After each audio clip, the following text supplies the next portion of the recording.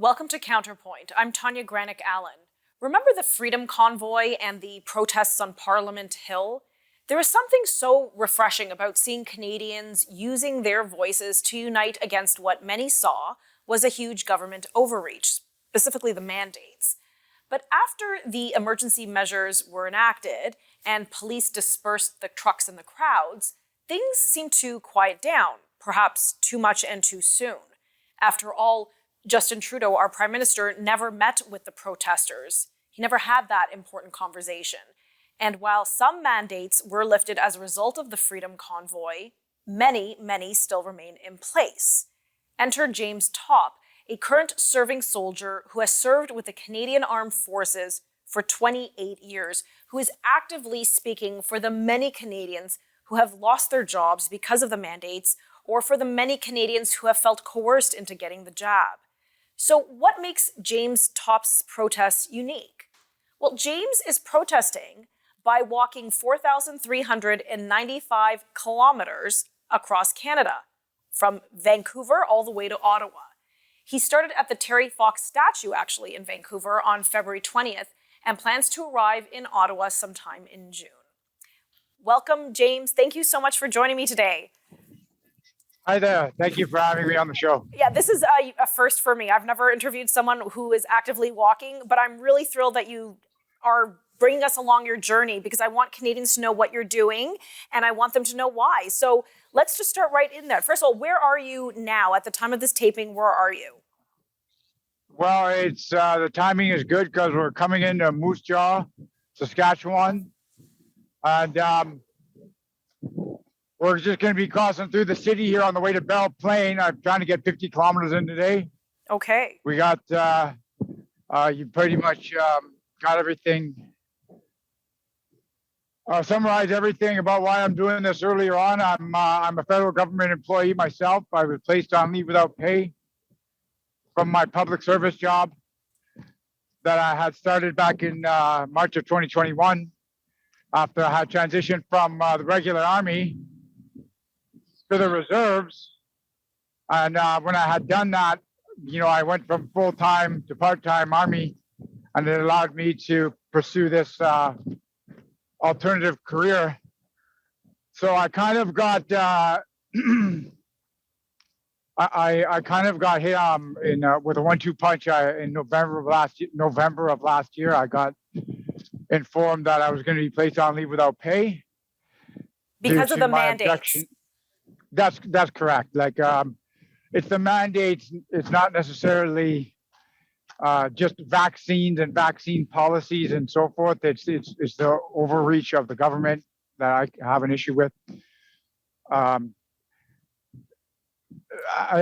the disclosure of medical information that should otherwise may remain private, and that kind of thing was just part of it, right? Right. So and I think that's important to highlight because I think there are many Canadians who, for people, they see it as a black and white issue. You got the jab, you're fine. You didn't, well, then, that's your consequences. But there are many Canadians who actually, even before the mandates were brought in, they weren't comfortable with revealing their status, understandably slow. It's private medical information. And furthermore, they weren't okay with the testing. And so there are a whole contingent of folks, of Canadians, who also have been sidelined with employment because of this. Right, and it was just my objection to the whole way it was done. I do not believe that, I'm a federal government employee. I do not believe, even though they are employing me, that they have the right to tell me how to be healthy. I'm perfectly capable of doing that on my own. So I placed on leave without pay with my from the RCMP job where I was working as a civilian, and then I was informed not long after that from my reserve chain of command that I would be having to sign a series of recorded warnings in order to fulfill an administrative release that was going to happen because of my failure to comply with Chief of Defense Staff Directive on vaccination policy, which I objected to for the same reasons. Okay, can we just cross over? So that was... that happened, and what happened after that was I do get a pension from my regular force service, which is enough to pay my mortgage. But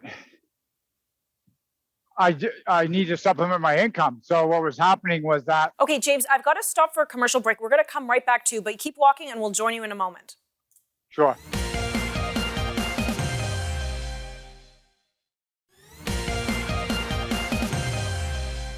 Welcome back. We're joining, not being joined by, but we're joining James Topp as he's walking across the country. He's currently in Saskatchewan.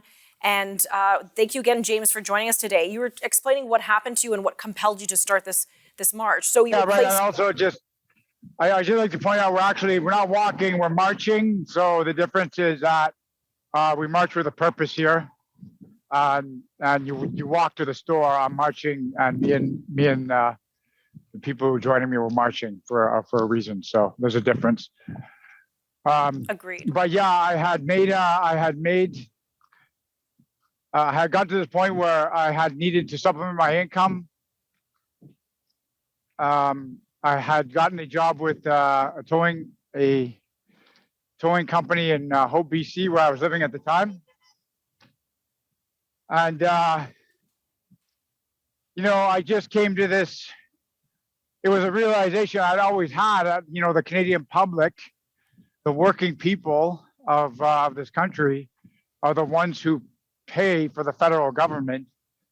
And then when I joined that workforce, and then seeing what happened in Ottawa with the protests there, and then seeing that group of protesters come together, that was an inspiration. But seeing them ignored and insulted, that was an outrage. And I got to this point where I realized that, there's something I have to do. I have to be a part of this. That inspired me. And I think I'm not exactly sure when the idea to march across the country actually came or happened. But sure enough, it happened. And here I am. Wow. Your story is very inspiring. And I think, you touch upon a very good point that, many Canadians were either, visiting in Ottawa or watching on the news of what was happening with the Freedom Convoy in Ottawa. And it sort of came to an abrupt and very dramatic suspension or end, shall I say. And I know a lot of Canadians who were in support of the convoy. And of course, there was a plethora who donated, and we could see through those numbers alone. They said, well, what's next? What now? And so to see you take up this march, and you're right, you are marching because you're marching with a purpose, I think is inspiring for many Canadians. And perhaps there's some of our viewers who hadn't heard of your marching yet. So this might be exciting for them to see this and actually watch live as you are marching. Yeah. And again, many Canadians wouldn't just say, okay, well, I'm going to do something. I'm going to march across the country. Like, that is very specific. Have you had experience doing like marathons or long, expansive walks? Like, what prepared you for this? Well, I mean, my lifetime in the armed forces, like I'm an infantry soldier, so I'd always been fit and ready to do this kind of thing. And you can just tell him, we'll ask him if he's okay being on camera. We got a trucker approaching me right now, actually. So, yeah, it was just, like what inspired you to say, you know what, this is what I'm going to do, and this is what I feel I'm going to make an impact. This is the way I'm going to make an impact. Well, it was this guy right here. Like, just turn the camera over. So if it weren't for fellas like that doing what he does and everybody else who's out there, we wouldn't have what we have. Like, I mean, everything that we go to the store to get is brought to the store by one of these trucks. And it's not just those people. It's just, hang on a second. It's okay. This is exciting because we're watching live as he's walking across the country. That's me, yeah. Thank you. Hi there. So this is someone who was part of a convoy, probably the Freedom Convoy. I'm not sure, but that's what I'm saying. Like, that was my inspiration right there. Like, I joined the Canadian Army as a young guy, not really knowing why I joined. Just that I wanted excitement and I wanted experience and, mission accomplished. But later on in life, and I mean much later on, I realized that, I'm there to defend national security, and for what? For them, for folks that, live free and productive lives. Wow. Well, we're going to cut to a commercial break in just a few moments, and we'll pick it up because I think one of the interesting things about your journey, and you've wrote this on your website, is that you want to hear people's stories from ordinary Canadians and what they're feeling. And I think this has been an excellent experience, and we're going to talk about those stories in just a few moments.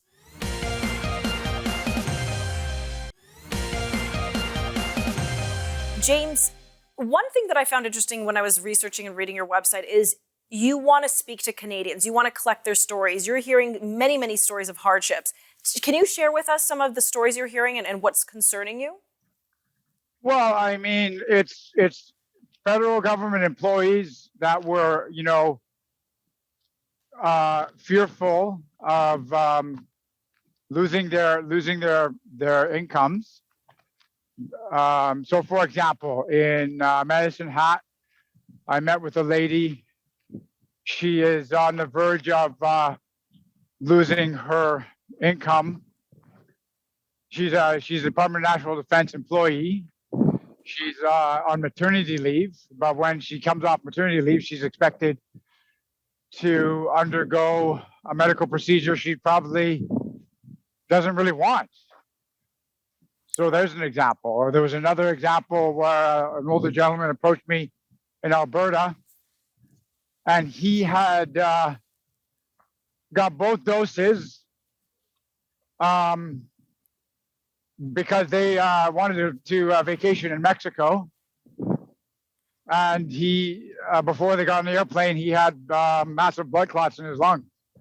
Wow. Is there a correlation there? I'm sure that's something that could be studied.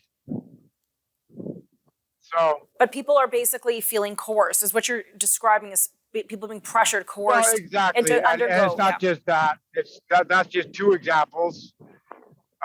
There's folks who are working in sectors such as one young guy I was talking to had not been able to continue with his job of refereeing junior hockey because of his objections to these kind of medical procedures, right?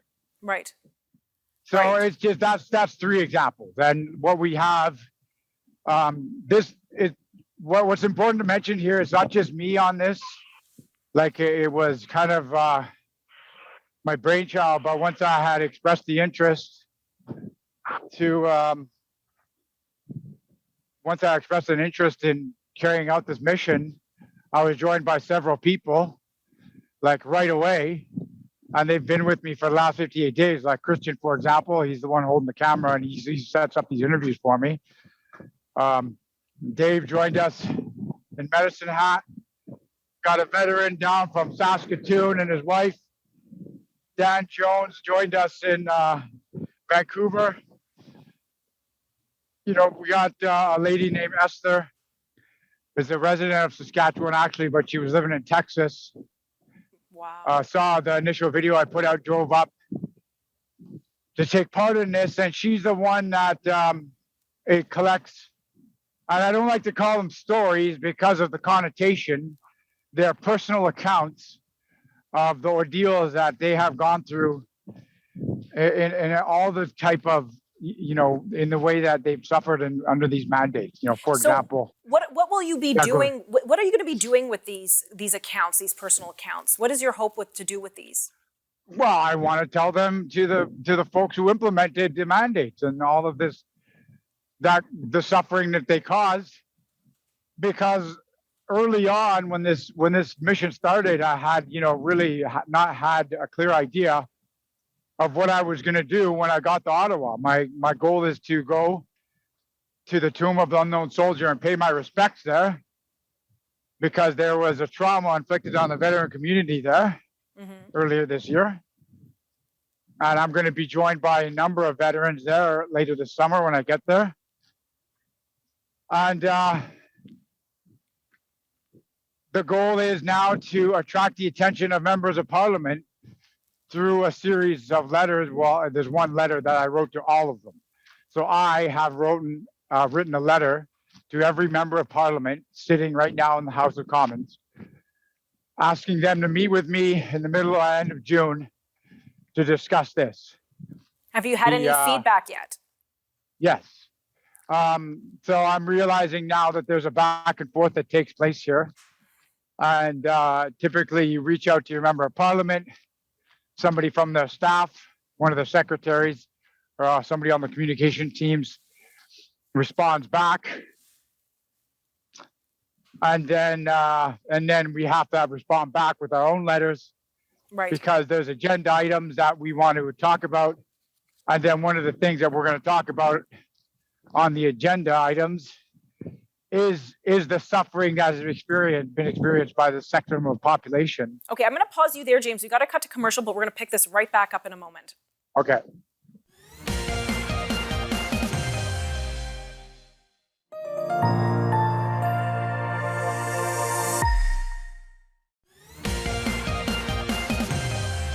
Welcome back. We are wrapping up our conversation with James Topp as he marches with several others across this country from Vancouver to Ottawa. James, you were saying how you were reaching out to members of parliament, all of them actually, and is the hope to get a meeting, a face-to-face meeting, something that didn't happen with the Freedom Convoy? Yeah, absolutely. And that's the point. That's one of the points of this mission is that, so if you go to canadamarches.ca, that was the website we started up just around the same time I made the announcement that I was going to take part in this journey. And you're going to find letters to members of the letter to members of parliament that I wrote, and anybody can use that as a template or a kind of a thought farm, if you will, for their own letters. If they think that they agree with what I'm doing and they think that my being able to talk to these members and discuss the impact of these mandates that have the negative impact, then they can add their voice to that, because that's the point of this. It's not really just me going there. I'm not going there to have a tantrum. I'm not going there to call people names. Right. I'm not going there to just announce my arrival. I'm going there with the intent of gathering the folks that were already there earlier this year, including a number of veterans. Yes. And we have this public conversation. Right. Yeah, I think it's a good point. Again, many Canadians watched, with perhaps promise that something would come out, but again, that conversation never happened between the politicians and between Justin Trudeau and the protesters. So perhaps you will be successful. Look, we only have about 3 minutes left. Many Canadians are watching you marching, and they're interested in how you've been able to do this almost for 2 months now. What's your typical day like? Well, it's basically we get up at 6, or at least I do. Have some breakfast. We go to the last point that we stopped at. So this is another way that this has been a very positive experience for me. Canadians have opened up their arms and hearts and homes to us. But typically, we'll spend the night. Somebody puts us up, or they spring for us, or a hotel room. We stop for the evening, get up in the morning, go to where we stopped, and carry on. And typically, we're going 40 to 50 kilometers a day now. So you're talking about an 11-hour day, more or less. And for me personally, I'm pretty much done after that. Yeah, sure. We go to where we're sleeping, and then I go to bed. My goodness. And have there been any close calls with cars? Has there been anything, crazy that's happened on your journey? I mean, obviously you're meeting amazing Canadians and hearing stories. I am. That's been the most prominent feature of this journey. Occasionally, there's folks that come a little bit too close to the white line on the right side. But I mean, honestly, it's the folks who have something bad to say are in the minority, like a very small minority. Well, we can hear a lot of honking as you're marching by between us speaking. I can hear honks in the background, so clearly people are supporting you as you're on your journey. Some folks might be watching the show tonight and say, you know what, I'm very inspired what he's doing. Tell us the website one more time where they can go to support or maybe even donate if they want to maybe send a letter to the MPP, or the MP rather. Yeah, Canada Marches, one word, .ca. .ca. And if And somebody... then from there, Yeah, go ahead. you'll find links to all of the social media platforms that we're also inhabiting. Now, is your group growing? We only have 40 seconds left, but if someone wants to join the march, are they allowed to? How does that work? Well, they're going to have to get a hold of me, and we'll have to get a conversation on a daily basis. If they want to join up for the day, sure, no problem. If you're thinking you want to come out longer than that, then you're going to have to leave me a message on the website, through the website, and then we'll have a conversation. Excellent. Well, James, I wish you all the success as you march to Ottawa.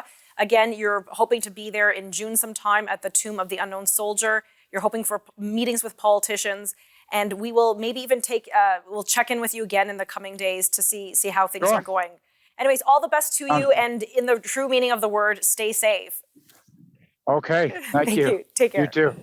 How inspiring, really. I mean, you may not agree with his cause. I do, but it's just so inspiring that someone really feels so passionately, so patriotic for their country that they're willing to literally walk across the country.